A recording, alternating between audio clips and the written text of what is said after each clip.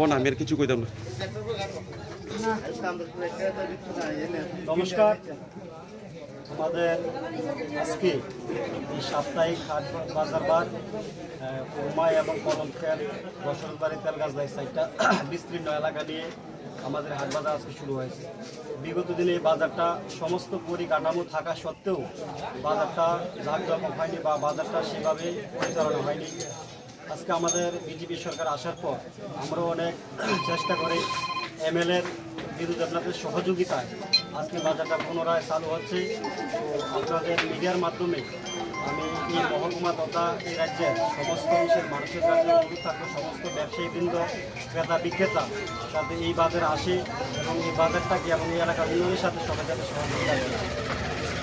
একটা বিষয় হচ্ছে বাজারকে কেন্দ্র করে বিশেষ করে যোগাযোগ ব্যবস্থাটা একটু ভালো হইলে ভালো, কিন্তু উরমাইয়ের আশেপাশে যতগুলো রাস্তাঘাট আছে তেমন কিন্তু মানে একেবারে ঘনভঙ্গুর, মানে এগুলি যদি সংস্কার হয় মানে এই বিষয়ে কি বলবে?